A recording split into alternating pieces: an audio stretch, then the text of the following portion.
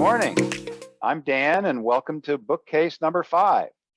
Hi, Dan. I'm Scott Miller. How you doing? I'm awesome today. Perfect. You know, before we share what books we chose for this episode, I wanted to respond to a question that's been asked a couple of times already, and that is, how do we choose these particular books? You and I talked about this, and I would say, and feel free to disagree, but most of the time, the choice is kind of luck. What do you happen to be reading? What do I happen to be reading? But in this particular case, the choice of at least one of the books resulted from a chance interaction online and then an error on my part. Beautiful mistakes. So we were bemoaning in this interaction online that there wasn't much information beyond very vague statements about using, say, an outcome or alliance measure, about how you actually increase the likelihood that the people you're seeing in therapy will give you feedback. And the person that we spoke with said, well, there is a new book out. And I think you'd already found this book, Dan.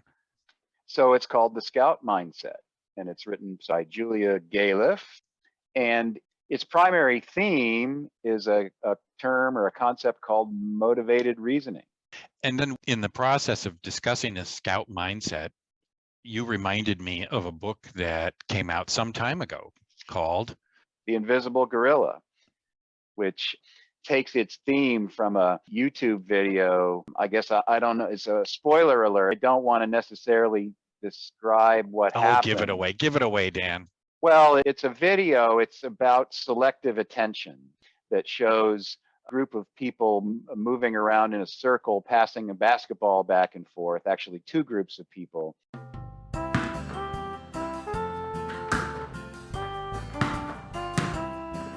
And it's only like a minute and 20 seconds long. And they ask a viewer to count the number of basketball passes that happen between these people. And as you're counting the basketballs, many people don't notice that a gorilla walks into the field, beats his chest, and then walks out.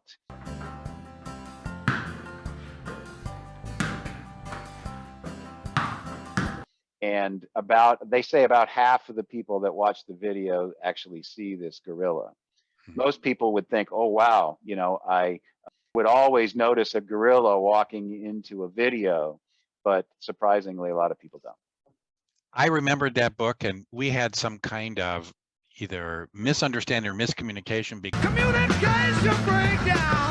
you were thinking I was reading that original book again, but actually the book I read was this book by Rich Weissman, who is a professor of psychology, I believe at the University of Edinburgh in Scotland. And I think the reason I chose this one instead of the original is that it's only this thick. It's like 90 pages or so, and it is an incredibly fast read.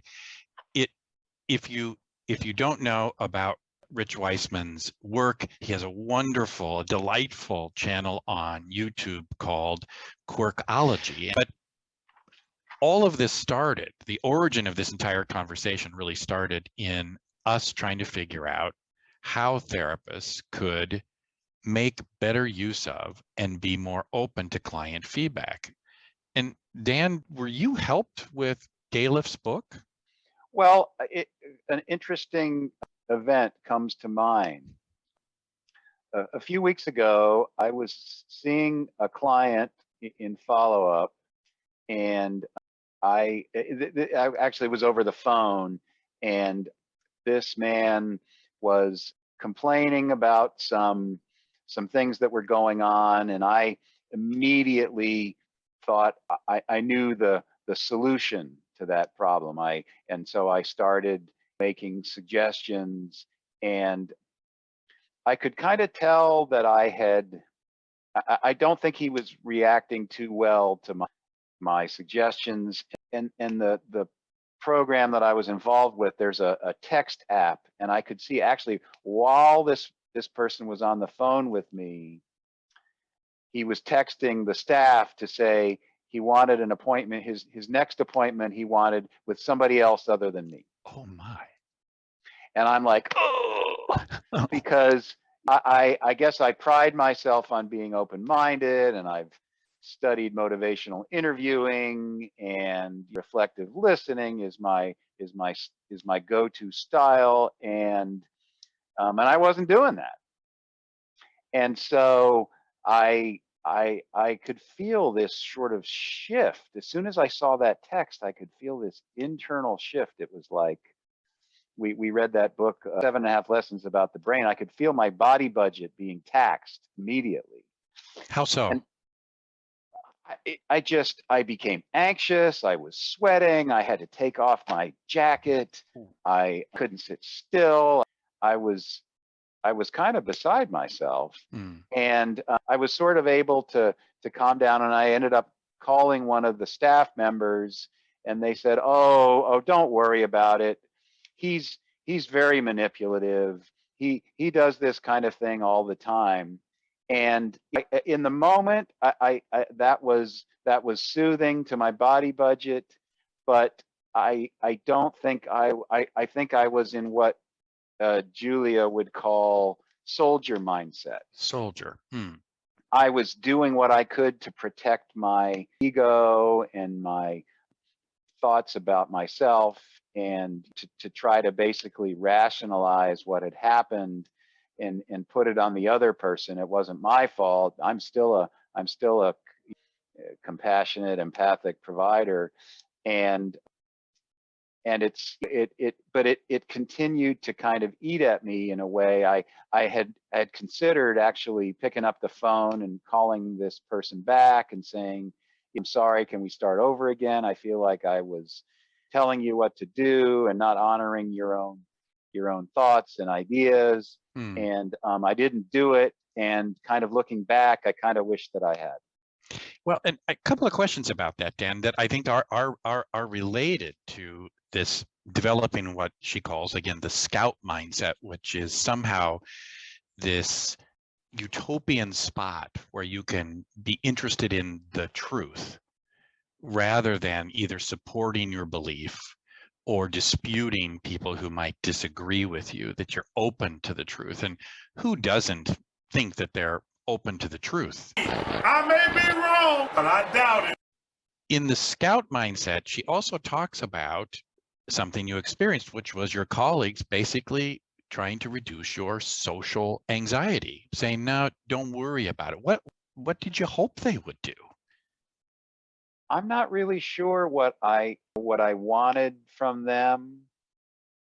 Looking back on it, I'm pretty sure that what they did was helpful to me in the moment, but it wasn't helpful in terms of, and I think so much of the time what we do in the treatment field is blame the client for a bad interaction. And I think that's one way where this is pretty fantastic material for really kind of getting at the truth as to what's happening in an interaction. I think a lot of times too, what we do is we pathologize it. We say, well, he's a borderline patient. That's his borderline dynamics coming up.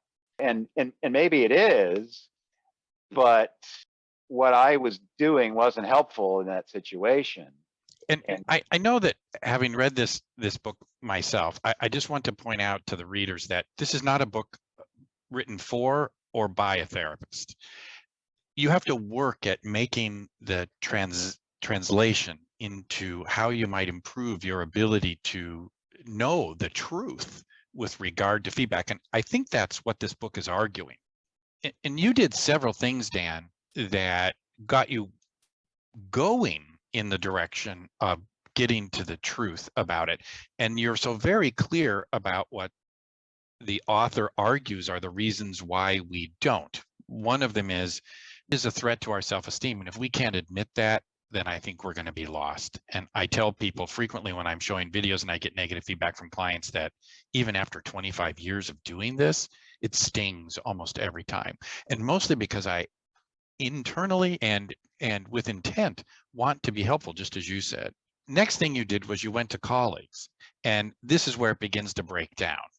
So instead of them saying, let's talk this through and see what you did, they defended you. So the first thing is to notice how you react to criticism.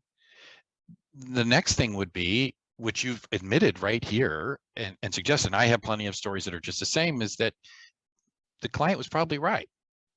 And at some level, you knew that they were right. Then we start to explain ourselves. That's the third thing you said. And we do this as a field because we have a ready target. We can always, if our theories fail to explain a lack of progress, we can always say, well, the client wasn't motivated or interested, was borderline, etc. What the author would argue is, can you set out to prove yourself wrong? Can you conjure up a counterfactual, a different way of viewing this, that in which case you're wrong? And then to align yourself with some people who are what she calls good critics, people who wouldn't share your perspective, but that you still trust. And you think, most importantly, have given you a thorough listen, heard everything, not somebody who's quickly responding. So I don't have in my life too many of those people who aren't concerned enough about my feelings that would say things to me that might be critical. I mean, I have a couple that I can think of, but I'm also wondering about the culture of feedback in an environment where it's, I forgot now what the terminology is. It's an inference rather than an observation. So an observation rather than an inference. Right. In fact, this is something that we've been talking about in our workshops on FIT for some time. It's very tempting when you're getting feedback to respond in an evaluative way. You did that when you said, I feel bad about myself, I'm protecting my own ego, rather than describing what took place in a linear fashion without the evaluative component. It's very tempting to make inferences. Oh, my client isn't motivated, rather than descriptions and observations. They leaned back in the session. There was a period of 2 minutes when they didn't speak. Or more directly, the client told me they didn't like the idea. So staying away from the evaluative and the inferences and more toward descriptions and observations can help us. It can also do something that the author Galef hints at, which is providing a blind data analysis. Because many times, clearly, when we're describing our work to other people, we do it in a way that only one conclusion is possible. And that is, I'm right, aren't I? We make a case so that they will and they must believe it. There's no other choice, rather than being able to ask, is it true? So Scott, speaking of observations and inferences, you've told me a story in the past about a video that was created by one of your colleagues. Right. I think you're talking about Insu Berg. I had the opportunity to work with her for 5 years at the Brief Family Therapy Center in Milwaukee. It was during the early part of my career. And one weekend, unknown to the staff, Insu brought in a neighbor. There were a couple of parents and a couple of kids, and she interviewed them briefly, 10, 12 minutes. She then began to show that video in workshops, and all the staff were there as well while she showed this workshops. And she would show a short part, and then she would stop and say, what do you see? And it was interesting what happened next. Invariably, people started seeing things in the interaction between the participants, including that the father was hostile and controlling, that the mother was depressed and perhaps the victim of domestic violence. And there was even questions at time about whether or not the children were being abused in some way. Only after this went on for 10, 15 20 minutes would Insu reveal that actually these people were her neighbors. And she just asked them to come in and talk about planning a family outing. That was the pretext for this interview. Now, that's amazing in and of itself, how many inferences were being made in it. But what was even more incredible was, not always, but a certain small segment of the group would say, you better check it out anyway. We're pretty sure it's going on. I mean, for some reason, I find it funny. You take a normal family and it reminds me of one of the things in this book that they basically take six themes of how we make errors. They start with its attention, its memory, its knowledge, its confidence, its cause and effect, and its potential. Those are the 6 areas. But what this makes me think of is that we as humans, we love narratives. We love stories, we love movies, we love TV shows, and we like the sequence of events that we see. And but what they propose is that what we really like is to draw inferences. And so that's the reason we like stories. We like to see how things unfold, and then we draw inferences from there. And that's what we're evolutionarily wired to do. Which, so it makes all the sense in the world that these therapists are watching this unfold and drawing inferences from it. And it reminds me of one other thing, which is we talk about the clients when we're doing fit or clients in therapy, we talk about those people that stick around but don't get any better. And I wonder if our love of trying to sort out cause and effect or making inferences has something to do with why we really like those clients, because they just give us all kinds of fodder to think about cause and effect. I don't know. Does that make any sense? It certainly does. And I'm also thinking that when we've seen clients for a very long time, our stories often become more complicated, more nuanced. And those in turn are what supports us in being able to say, you just really don't get how difficult, how complicated, how much more the client needs than the average or typical client, so to speak. And it's also why a fundamental part of the fit supervision or consultation approach is to cut out those stories. We don't want time spent with a therapist, what would you might say, hypnotizing the listeners into a certain way. This is literally returning to what Galef says about blind data analysis. You just have to look at the graph and decide, based on the graph, are they making progress now, without hearing the therapist story. And I want to add something, Dan, from this book, and that is the tendency to defend our narrative increases with education. It doesn't decrease. So supposedly our education is supposed to make us better thinkers. But what it actually does to us, according to Galef, is make us better able to defend our position and secure a community of people who believe similarly. And to some degree, it increases our confidence in our own opinion. You know, kind of like the more we know about a client, it seems like the more confident we are in our own narrative about what's going on. And of course, that fits with the research that was done back in 2016. I was part of a study that found that clients' outcomes on a therapist caseload may be declining, but therapist confidence levels actually go up with time and experience. And I think in a way, knowing all of this really doesn't help us overcome them. We have to have an organized strategy. And that's where the book that I accidentally read comes in. And this is an inexpensive, you can read it in one night.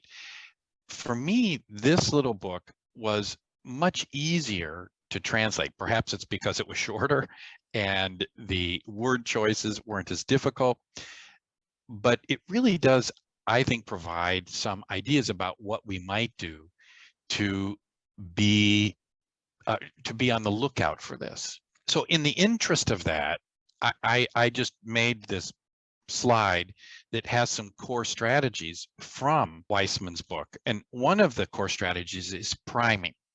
If you want to get out of your head what automatically comes to mind in your predetermined narrative, then prepare ahead of time and be on the lookout for it. And in particular, pay attention to what really matters. So before you see your client, instead of after, before you see your client, maybe you review the SRS, the items on the SRS, understood, goals and topics, approach and method overall, and have those in your head as you go to interview a client. That was one strategy. The second strategy is what I call the Doris approach. And Doris was this wonderful person who was the administrative assistant at Bree Family Therapy Center so many years ago. One time she came to the room behind the one-way mirror, and we were all sitting there watching a live case. And Doris sat there for a moment after many years of working there, looked through the mirror, listening to whoever it was, Steve or Insu, work with this person. And then she turned back to the rest of us and she said, well, all they're doing in there is talking. It was a very different perspective than the one we had, which was kind of this use of words in a magical, intoxicating way that would lead the client to change. So the point here is that watch without being a direct participant. Step outside the process. Imagine that you're an astronaut listening to your work. Would they agree? How about a customer service representative at a 5-star hotel? Would they think that what you've just done with the client ranks high? A third thing Weissman talks about is being playful. Don't focus on it directly. Instead of trying to force yourself to have some realization about what's going wrong in the work, maybe you write down the client's name on a piece of paper and carry it around in your pocket for the week. And every time you reach into your pocket for your keys or your change or whatever, that client's name comes out and it gives you a moment to just think about it, divorced from the context. One last thing he mentions, which I think is really interesting because Daryl Chow's research confirmed this. Top performing therapists were more likely to report being surprised by what their clients said. So practice it. Practice being surprised. Pretend like this is the first time you're hearing it. After you've been in the field for a while, it becomes harder and harder. The point is we tend to hear things in terms of the preferred narrative that makes sense to us. I like that summary. I do think sometimes, as I know, as physicians, we kind of build walls around ourselves. You went to medical school. I've reached this impenetrable area of knowledge, and I can't learn from some other discipline. And so I really like that perspective taking suggestion. So Dan, you would recommend these books? I would highly recommend these books because I mean, I would say since I read these two, and I don't want to discount the little guy either, I use material every day in my work with clients. So here's my fear. My fear more about the scout mindset versus the guerrilla mindset, although I think it's a risk with that too, is that these books, far from fulfilling their purpose, which I think is really to help us be more in touch with the truth and to have that information have a positive impact on our well-being and our outcomes as people and as professionals. My fear is that these books may actually have the opposite effect, shoring up people's beliefs that I'm already in the scout mindset all the time. Or those folks who gleefully say, I saw the gorilla the entire time. What's to prevent that from happening? Because that's essentially what can happen in therapy. despite our best intentions. And that's my key point here. Nobody goes into these books thinking, well, I want to delude myself. They just think that they haven't, including us. Well, so I think feedback informed treatment, I think FIT is totally consistent with most of the concepts from all three of these books. Because I'm frequently surprised by the feedback that I get. I believe feedback informed treatment in essence is a way to get at the truth, which is being in the scout mindset. It's interesting to hear you say that. I have two reactions. The first one is that throughout this little book, Weissman points out that people who are surprised are much more likely and open to feedback, which Kim DeJong's research in the field suggests varies from therapist to therapist, are much more likely to see possibilities for connection, possibilities for growth, development, and innovation, interestingly enough. And it challenges the true practitioner of feedback informed treatment. We always talk about, we say, well, I promise I won't take it personally, but it really challenges us to put your money where your mouth is on that one. And based on that, Dan, I'll say, and I don't mean to end on a down note, but in implementation projects about FIT, huge numbers of people discontinue using the scales within 2 or 3 months. And when they're asked why, they will often say, they didn't really add anything to my practice that I didn't already know. Number one. The second one was it ended up taking time away from doing therapy. It's a curious paradox. The ones who remain often say, I'm continuously surprised. Yeah, and I think about what we're doing with FIT, and it's not for the clients that are doing well, that I'm sure we're quite confident about. We don't need to be so concerned. It's the clients that aren't doing well, right? Yeah. And so I think it's a matter of, yeah, you're doing well with certain clients, but with certain other clients, you're not doing well. And this is a way to get at the truth of that.